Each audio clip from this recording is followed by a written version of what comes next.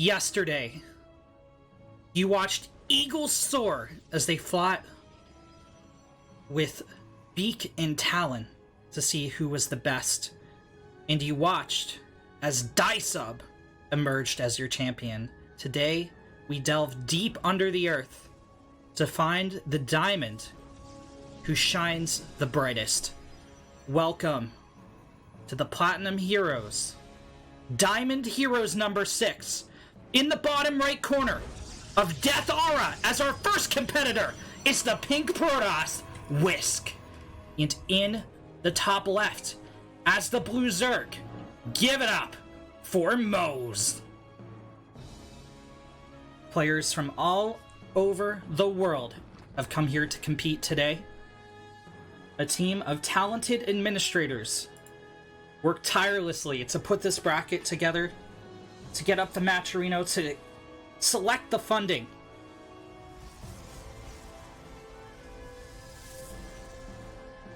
And my god, look at that prize pool. Imagine.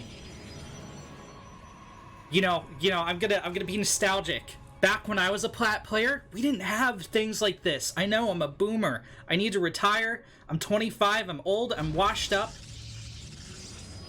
But you can actually win over $100. Possibly, depending on how many Matcherino codes you guys put in. As a platinum or diamond level player, that's absolutely incredible. And I'm your caster today, Renegade. It's my honor and pleasure to be bringing you this presentation. Thank you to all the follows. There have been so many while we were building up to the intro. I'm not going to read them all because I don't want to disrupt the game, but we'll go through them during the intermission. Bashing Teddy, T-Moy 1124, and Triple X Tentacle 12. Wonder what that's a reference to. Thank you all for your follows. Now shout out the rest of you in between games. So, Whisk does not have a wall. This is not a wall. I mean, he put a pylon in the okay, all right, but he's going Stargate nonetheless. Normally, if you're going Stargate as a Protoss versus Zerg, and it's 2 base. You've either done a slightly different opener or you go Forge and double Stargate, but we have Stargate before second gateway, so one could assume this Oracle is going to hit pretty fast. Moes getting a reasonably timed 3rd base and continuing to drone.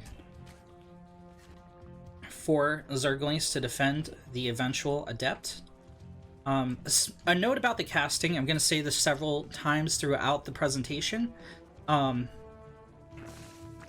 Usually, if you see me cast the ESL or pro level events, I'm all focused on the game. Today, we're gonna laugh a lot.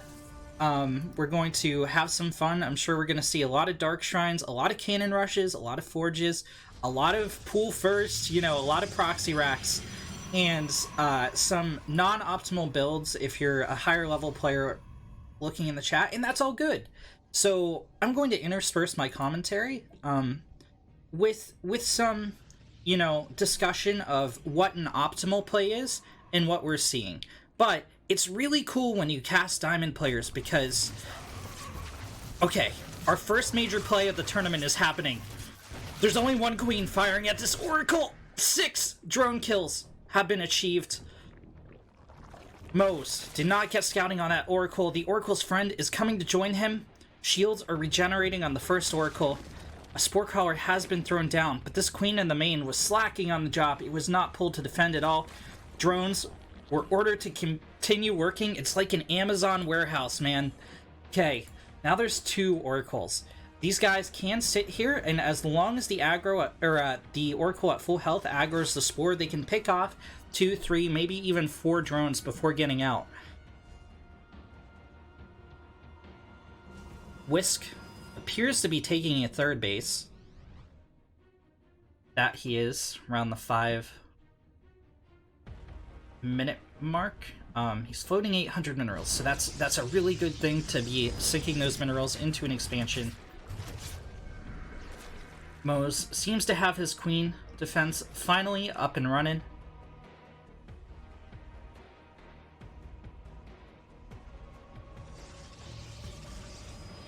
Friend Whisk has gotten himself supply blocked, so this Immortal will be delayed. He's going into Twilight Forge as this third base takes shape.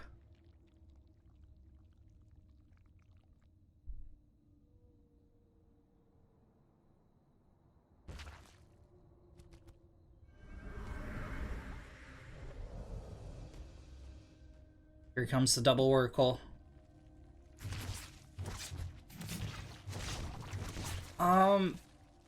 Okay, they're gonna go into the net.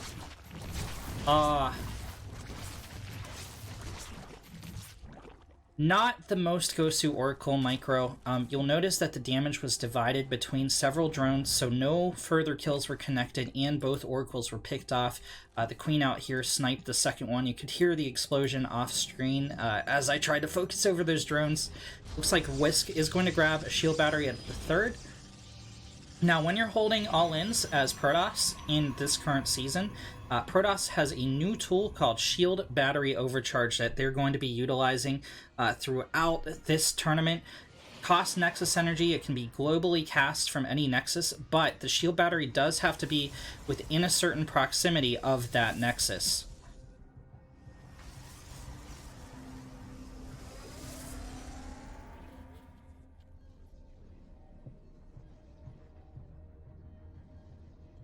Moes appears to be going for a Roach attack. Now, normally, if you don't see a fourth base from the Zerg around 6.5 minutes, and you probably should take a fourth around 7 minutes if you're doing this timing anyway, you're going to see a flood of Roach Ravager. Now, what you usually don't see is a split between the drones and the Roaches. You usually commit to one or the other. So, for example, we should be seeing Moes go to around 55 workers and then starting to spam his Roach Ravager to try and shut down this third base, but Moes going for a very unconventional play, is going to be able to kill off the Adept. He needs to get the Pylon next, and in the meantime, this Immortal should get around 3 Roach kills. He did snipe the Pylon. Well, Whisk made a mistake in trying to warp in there. Some Lings kill 1 probe, I believe, and Moes is forced away. This is not enough damage from the Zerg. Whisk appears to be in a very good position here in game number 1.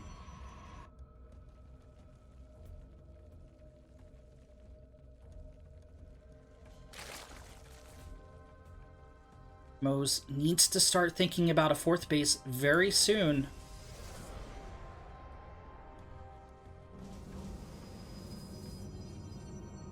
Whisk is centering his main line of defense around the third Nexus.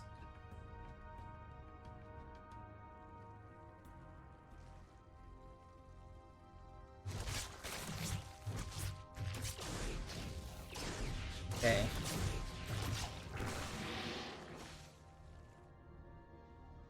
Snated Phoenix didn't really get too much pertinent scouting information. It sees the Overlord Cloud, it saw the Roaches, but Whisk doesn't feel it's his time to attack, although I think this army would outright win the game if it moved out, maybe with the addition of a Prism. I noticed Whisk also has some DTs on the field. He's going to morph some more Archons. We're not seeing any DT harass, anything like that, so Whisk really wants to keep his main Protoss Deathball as the strongest it can get.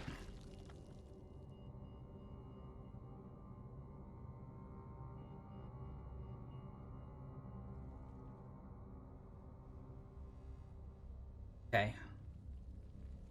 Prism joins the main army. Oh, it's gonna dirt into Hydra. No, the Hydra don't target the Prism. The Prism survives. Here come the Lurkers. They're going to move forward, but they're at the front. They didn't burrow. 2 of them go down, but 2 do get burrowed. Force fields are dropped. That's not going to stop the Lurkers from dealing damage, though. Okay, the Lurkers are down, as the Roach Hydra could not meet shield for them.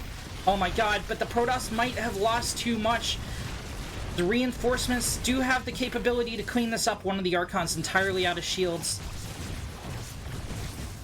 The reinforcements are going to be split between 3 bases, but Moes had the rally point set in a really nice place, so he's going to be able to regroup, collect himself, and then push back out.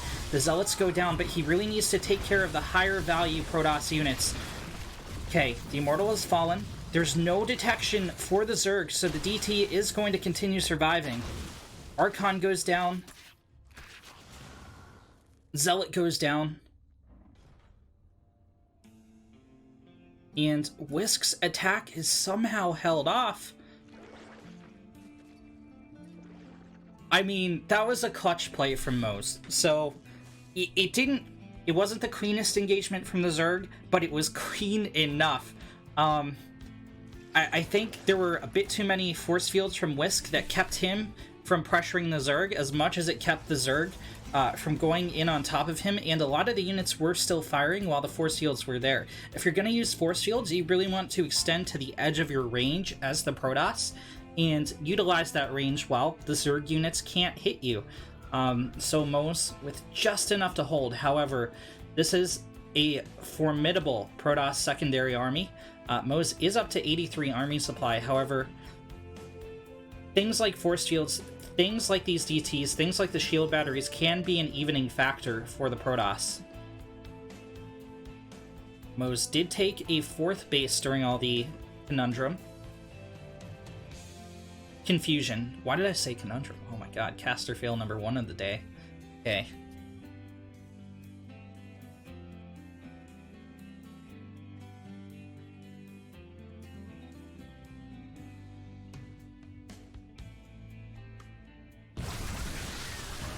Moes goes on the attack.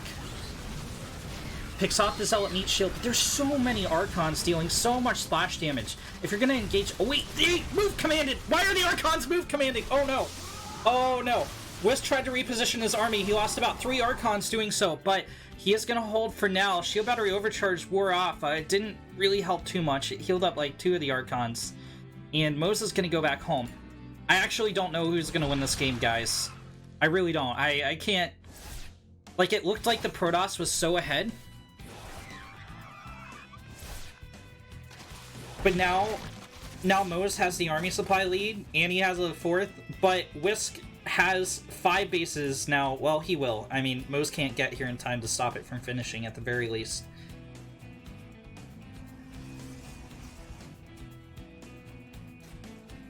He may not be able to stop it from finishing. That doesn't mean he's not going to be able to kill it once it does finish. Something we're not seeing... Okay, we're finally seeing the lurkers from Moes. We're not seeing Hive Tech, though. You can only stay on Lair Tech for so long. These upgrades are going to run their course. Oh my god, a double expand from Moes, going up to 6 base. And I think that's fine. I think he has 3,000 minerals in the bank, and that's totally valid for him to sink it into 2 hatcheries. I'd go 3 even. Get a macro hatch while you're at it. But, okay, Moes is going to push in. He gets about 6 probe kills, I think. Nexus goes down. Simulators drop.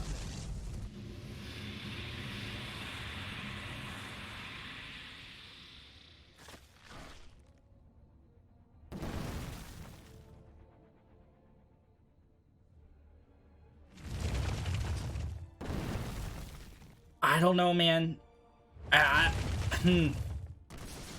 Okay, the lurkers are going to slowly siege forward. I think a lot depends on how Whisk takes this defensive engagement. His economy is fine for where we're at in the game.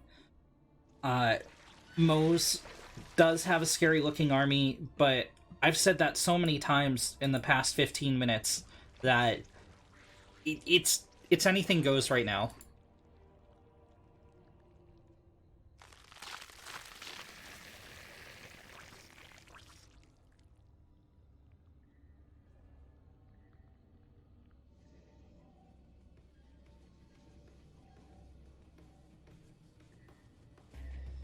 Whisk takes a 5th.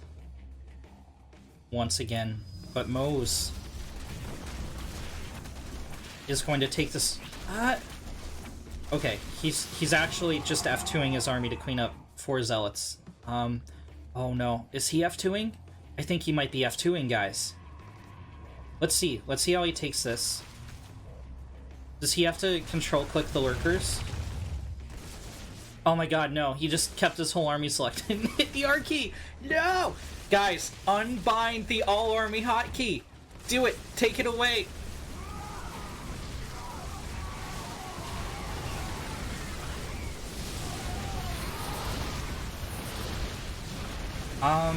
These are okay force seals, but not the ones... No, no!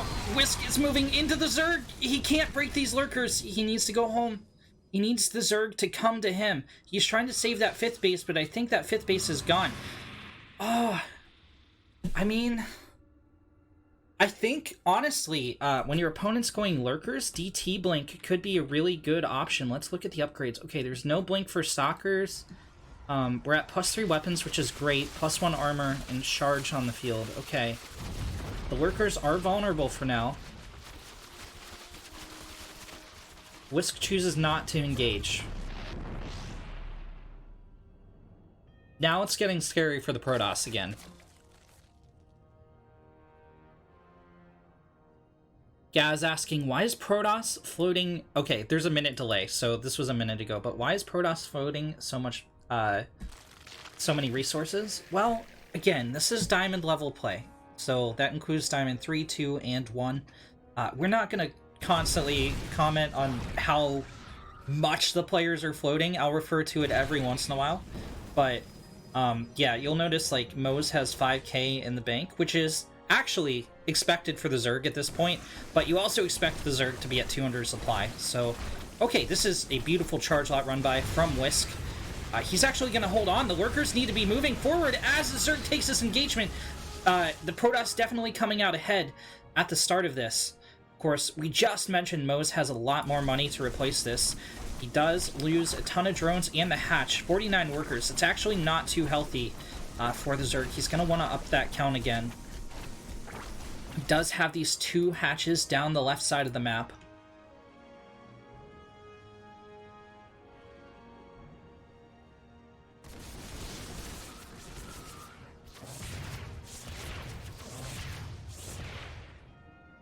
There's so much missing from this Protoss army. Where's the Storm?